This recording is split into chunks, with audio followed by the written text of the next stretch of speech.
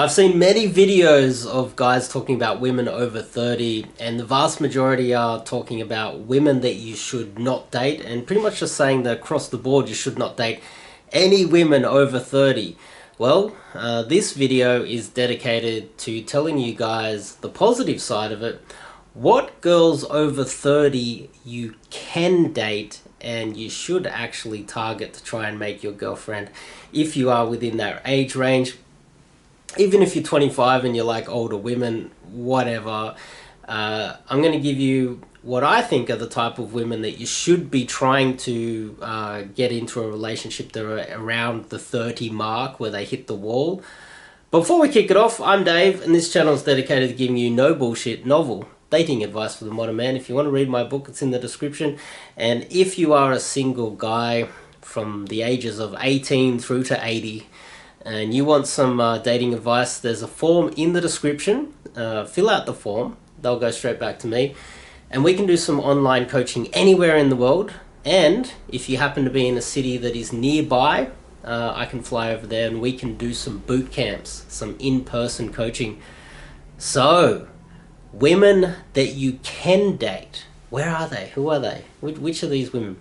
Well, let's just discount the women that you should avoid. And I think this has been covered by almost every dating coach out there. Well, there's those women that as soon as they turn 18 or they turn 21, they are just showered with all of this praise and undeserving attention. They're showered with so much privilege. That's really the only way to put it. They're privileged between, say, age 18 to 21, all the way up to, say, 25, 26, depending on how well they look after themselves. There's a lot of women that reach 30 and still look quite good. But there's the women that it goes straight to their head, and they think that they actually deserve the praise when in fact they have done nothing objectively to deserve it. They've just been born. They're just born pretty. They're the girls that you see in the nightclubs that are shunning all the guys and only wanting to go home with the elite of the elite men. They're bitchy to everybody. They demand that you buy them a drink just for their attention. They're the girls that they have this inflated narcissistic ego, and the world owes them something when in fact they add nothing to the world except for their youthful beauty, really. Now these women, they're not necessarily that educated. You can't get that educated if you are spending your time in the clubs or at parties, bathing in the glory of you being beautiful. You just cannot build anything if you are doing that with your life. You cannot achieve anything in life if that's what you are doing. And there is I don't know what the percentages are. I wish I had the data for you guys, and it would also be dependent on what country you're in.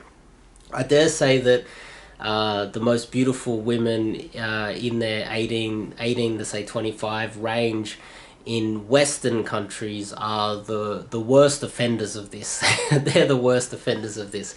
They take advantage of this, and then they hit about 25, and then they start to notice. There's many Hollywood movies about this actually, where they at 25 or late 20s, they go back to the same nightclub, and there's this new 21-year-old girl who doesn't deserve the glory either. She's being let into the nightclub in front of the now 25-year-old girl, and she's looking, how is she getting in before me? I've been coming here for 7 years. And they have this, they don't realize that they didn't deserve it in the first place. The young 18 or 21-year-old girl, she doesn't deserve it today the same way she never deserved it when she was young as well. And then around the late 20s, they start to become, instead of they go down two different paths. They either become very bitter and become very bitchy, and then they buy some cats, or something happens and you notice with a lot of these women, they straight away become caring. So I have dated both. The ones that in their late 20s, they become very the narcissism turns into anger. Then they need to buy some cats, and they become very angry, and then they start looking for a man. And they're the girls that often will still have a big network of people that they've built up over the years.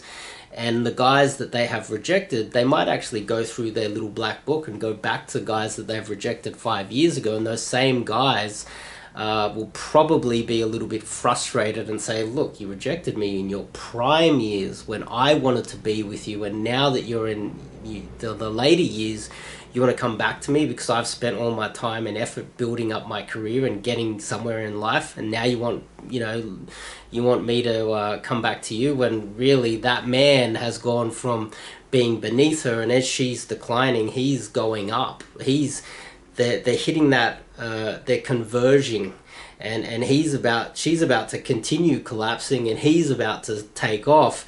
If she can lock him in now, he's some good stock to buy. If she can lock him into a long-term relationship or get married at that stage, this is when around that time a lot of them get very demanding and start grabbing a man. It's like what is it? That game, Chairs. It's musical chairs. When the music stops, you need to grab a chair, and the music starts to stop when they hit about 30. Then there's the other women that aren't really that demanding. They were usually the girl that might go to the party, and they wouldn't be the leader of the group of girls. They're more like the quiet, more submissive, more go along with the girls type one. They will sometimes then become very caring. They will go from, oh no, he's not my type, I need to keep up appearances with my group of girls. And then they'll get to the point where that guy will come along, and instead of being shunning the guys, and not caring if he literally dies in front of them, to, oh, can I help you out? Can I cook for you? And then they start to play, the ones that take this route, they start to play the, oh, I'm the good girlfriend. I'm very caring. Are you okay? Can I give you a massage? They start to leverage that female caring sort of vibe when they get to their late 20s, and you can see there's the two. In fact, the narcissistic aggro one has the better strategy, because she goes for it. She takes the masculine route and tries to grab the best possible man, lock him in, and then about 40, they end up having a divorce, and she ends up taking half of what he's got, the narcissistic pretty girl. And then she, in the cycle of, this is how Western society is. The ones that take the caring route, they tend to get used a little bit more. They end up in long-term relationships to nowhere, where the guy's kind of just using her as a regular sex partner and not really a girlfriend, and not really a potential wife. So these are the girls that you should avoid. So these are the type of girls that you should avoid. Now, which girls should you, around the age of 30, be targeting if you are looking for... If you happen to, just say for instance you've met a 30-year-old girl and you want to know if she's the type of girl that you should be dating, and what warning signs to look out for, don't date the girls, the aforementioned girls, even the caring one. None of them should be, they should not be, you should avoid them entirely, no matter how nice and how pretty they still are. Because they're the ones that wasted their prime years, and you should avoid them. There's no excuse for what they've done. They've spent their times in the nightclub. They've fed into the nightclub economy, which is essentially bad for society. The nightclub economy is essentially a toxic, parasitic part of Western society. Then there's the drug addiction that comes from the nightclubs, and the nightclubs feed into strip clubs, and all of that is all interconnected. And the pretty girls are the ones that keep that flowing. The narcissistic ones that are between 18 and 25, they're the ones that they build that by going in there and taking all of that attention and validation from the clubs, and they don't deserve anything, because they are the ones that haven't actually brought anything to society. And so therefore, if you marry them or get into a serious relationship, they're not going to bring anything to the table. They're just going to assume that because their value's declining, they still maximize their value at that particular moment to get what they deserve, when in fact they've brought nothing to the table in the first place. Okay, so that's my take on girls to avoid. Now, girls too that you should be dating, that are in their, you know, they've just turned 29, 30, and you've come across one. These are the girls who have spent the last decade studying in university. They have 2 degrees, they have a master's, they're finishing up on their PhD. The highly educated girls that didn't party, they spent their time improving themselves. They spent their time getting a proper education. They're the ones that didn't live with mummy and daddy while partying until 3 a.m. in the morning, banging all these guys.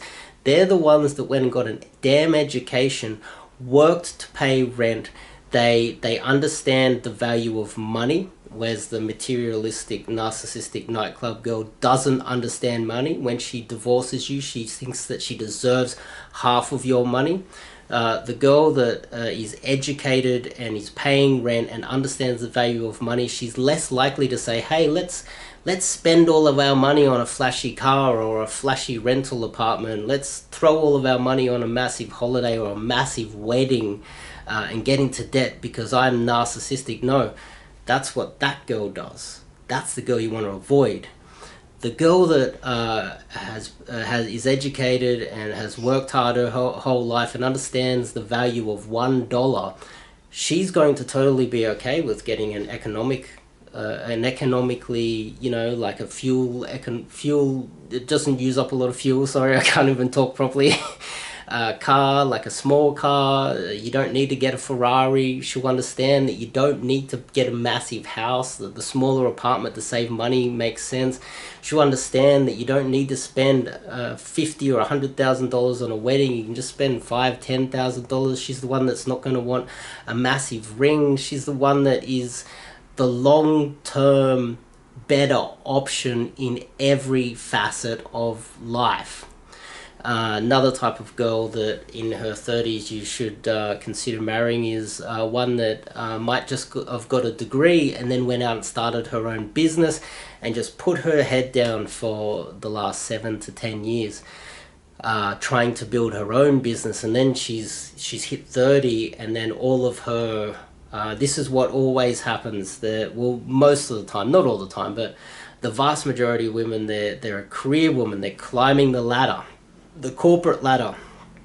Sure, some of the corporate girls, the girls that have worked their way to the top, have had to do some side hustle, if you know what I mean, on their knees to get up. Some of them, let's just be realistic with that. A lot of them have to do these little side favors to get up, and it's not really a favor. It's more that they actively go out there to give those favors, Monica Lewinsky style, to get to the top.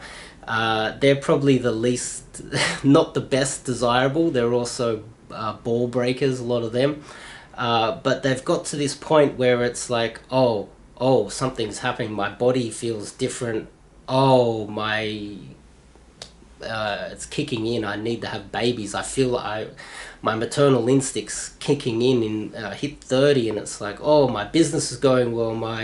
The businesswoman, the highly educated girl, she's like, oh, my body, I need to have a baby. I need to find a man. Then there's the corporate girl that thinks that she can run this corporate life for the rest of her life. And some do, but the vast majority, they check out around 30. They realize, oh, look, I can't do this anymore. I need to find a boyfriend. I need to get a husband. I need to have some babies. It's like something internal just like click, and it literally happens overnight. So these are the type of women that are totally acceptable for you to date over 30 or 29 years old, around that mark. And obviously the party girl is easily identified. If you have met a girl and she's in her early 30s or she's 30, it's real easy to find, okay, so what has she been doing for the last decade? Does she have a degree? Has she been trying to work her way to the top?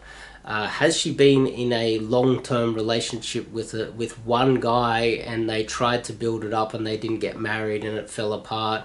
You see, these are all acceptable reasons why she should not be married by 30 and have kids. On the other hand, if she had kids at 18 or 21 and she didn't even marry the guy in the first place, warning sign. She's literally the same as a party girl, except worse, because she's looking for a guy to just provide for the kids. So the type of girl that you should be, if she chooses you, see, a lot of these girls that are highly educated, highly successful, they're corporate women, they've worked their way to the top, they're doing really well, they've added value to society. These women, sometimes they are very picky, and sometimes they end up being single till they're 40 or more because they don't find a man that's, hypergamy of course, on their level. A lot of women, they're not going to be hanging out with guys on their level in the corporate world or in the business world making a lot of money, highly educated guys with PhDs, etc., and then they're going to turn around and then date you while you're working at the local supermarket, you know, packing shelves or whatever. So you need to keep that in mind as well. These are also highly desirable, highly educated women of the world. And there's a problem with social media and media at the moment is you got these rappers saying, I think it was, I forgot the name of the band, there was some women out there going, I'm a woman, I'm a woman, I'm this awesome, I'm an awesome woman, blah, blah, blah. Well, what they're doing is they're saying all women are awesome at 30, but they're not. They're just objectively not. They're two different types of women, and you should always be trying to focus on getting that highly educated, highly successful, the girl that didn't waste the last decade looking pretty, narcissistic. These are the girls that added value to society. These are the girls that know something and can teach you something as well. These are the girls that are not materialistic and they understand the value of $1, so they're not going to throw your money away. These are the type of girls that are also more likely to stay with you when they choose you, because they're not this short-term thinking, easily, what is it? It's the girls that go to the nightclubs. They're easily tempted. They don't have restraint. So someone offers them a drink, they're like, oh yeah, okay. Offers them sex, oh yeah. They don't have restraint. They can't control. They don't have self-control. The businesswoman and the girl who's highly educated has delayed gratification built into who they are, and delayed gratification is the only way you can be successful in life. So you've got to understand that these are the ones that you should be targeting, not these ones. And the reason why I know these ones is that these are the women that I grew up with, the trashy scum of the earth women, which I write about in my book. My mom, my cousins, my aunties. I grew up with a lot of those type of trashy women. And you should definitely avoid the women that I grew up with. So, if you like this video, click the subscribe button. And I also teach the sweet art of cold approach. That means meeting girls in the city, meeting girls anywhere. Just say, for instance, you're trying to find yourself a beautiful corporate girl. You know, one of these girls that we were just talking about. How are you going to meet her? She's not going to be on Tinder. Good luck getting into her little corporate, social circle. How else do you meet her? Well, you meet her on the train, you meet her on the bus, you meet her walking past that awesome girl in the high heels and the black dress just coming back from the office. You need to figure out how to approach her in a way that you can somehow strike up a conversation and somehow line up a date with that woman. And they're everywhere. They're everywhere. There's so many opportunities out there, and this is something that I teach, and I would love to teach you. Fill out the form. I can do boot camps in any city, anywhere in the world, wherever you are. If not, I can do one-on-one coaching no matter where you are. that's another thing that I offer. So I'll see you guys in the next video.